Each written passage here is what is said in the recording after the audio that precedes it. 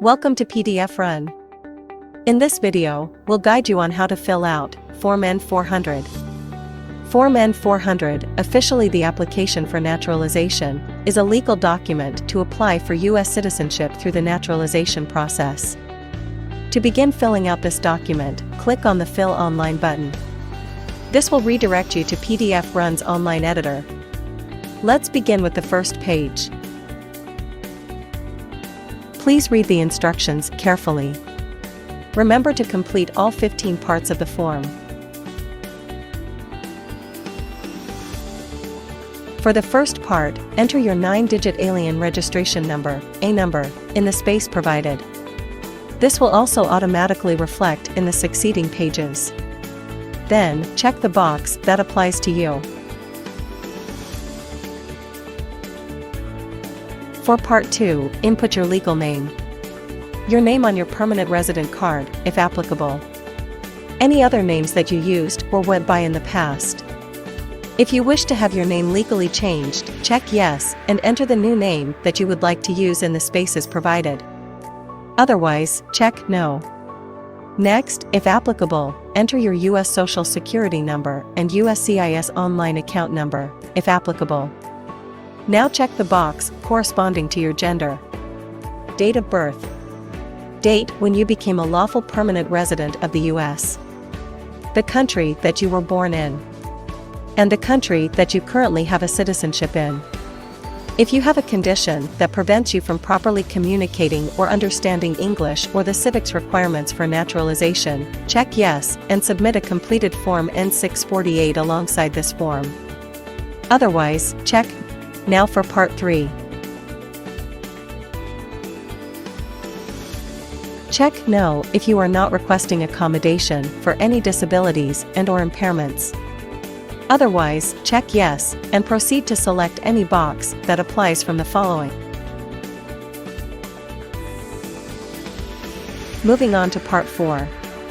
Enter the following contact information in the spaces provided. For Part 5, enter the following information about your current address. Then, if your mailing address is different from the address written above, enter the following information. For Part 6, if neither of your parents is a U.S. citizen, you can opt to skip to Part 7, if otherwise, continue with this part. First, check the corresponding box if your parents were married before your 18th birthday. Then, check Yes if either of your parents are U.S. citizens, and proceed to fill out the corresponding information, if not, check No.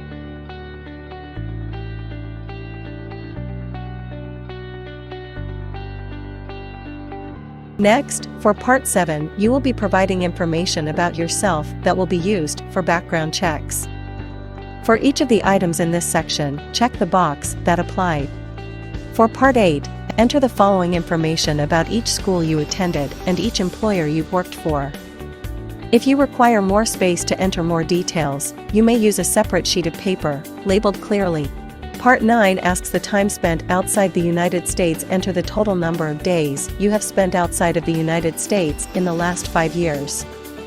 Next, enter the total number of trips you have taken outside the U.S. in the last 5 years that lasted 24 hours or longer. Then, in the table provided below or in a separate and clearly labeled sheet of paper, enter the following details about each trip: date you left the U.S., date you returned to the U.S., did the trip last 6 months or more, countries to which you traveled, total days spent outside the United States. For Part 10, you will give information about your marital history. Check the box that applies to your marital status. If you are single and have never married, skip the rest of this section and proceed to Part 11. If your spouse is a current member of the U.S. Armed Forces, check Yes. Otherwise, check No. Then, enter the number of times that you have been married. Next, enter the following information about your current spouse. If your spouse is currently a U.S. citizen, check Yes. Otherwise, check No and proceed to Item 7. If your spouse was a U.S. citizen since birth, check the relevant box and proceed to Item 8. Otherwise, check Other and enter the date that your spouse became a U.S. citizen. If your spouse is not a U.S. citizen, enter the current spouse's country of citizenship or nationality, then enter their A number. Then check the lawful permanent resident if your spouse is a lawful permanent resident of the U.S. Otherwise, check Other and provide an explanation in the space provided. Next, enter the number of times your spouse has been married, then provide the following information about their previous partners. If you were married before, kindly input the following information. For Part 11, please supply information about your children first, enter the number of children you have. Then, for each child, enter the following information. If you require more space, use an appropriately labeled sheet of paper. For Part 12, respond to 50 personal information questions. If you answer yes to questions 1 to 28, provide a typed or printed explanation on additional sheets. For question 29, if you answered no to all previous 28 questions, move to the next item, otherwise, complete the table below. For questions 30 to 44, offer explanations for yes responses, excluding 37 and 38. For questions 45 to 50, include typed or printed explanations for no responses. Now for Part 13, you are asked for your statement, certification, and signature. For your applicant statement, please select the box that applies. Check this box if, at your request, the preparer named in Part 15 prepared this application for you based only upon information you provided or authorized. Then enter the name of the preparer in the space provided. The next section serves to confirm that the applicant understands how all documents and information will be sent and used by the USCIS, and that they will be required to appear for an appointment for interview and biometrics. Lastly, for this part, sign the form in the space provided, then enter the date that the form was signed. Part 14 asks for your interpreter's contact information, certification, and signature. Enter the interpreter's full name and the name of the business or organization they work for, if any. Then the following information about your interpreter's mailing address, street number and name, apartment/suite/floor and number, city or town, county, state, zip code, province or region, foreign address only, postal code, foreign address only, country, foreign address only. After, input your interpreter's daytime telephone number, mobile phone number, and email address.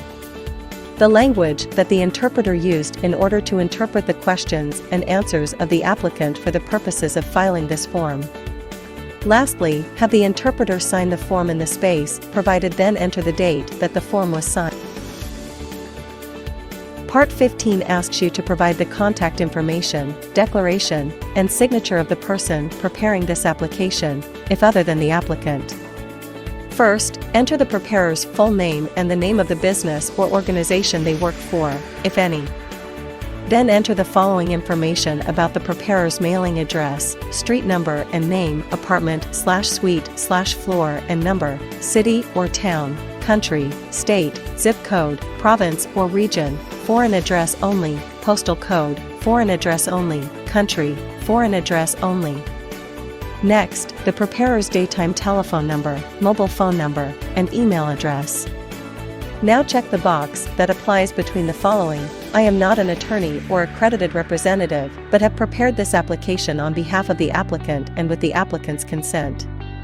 I am an attorney or accredited representative, and my representation of the applicant in this case extends/does not extend, check as appropriate, beyond the preparation of this application.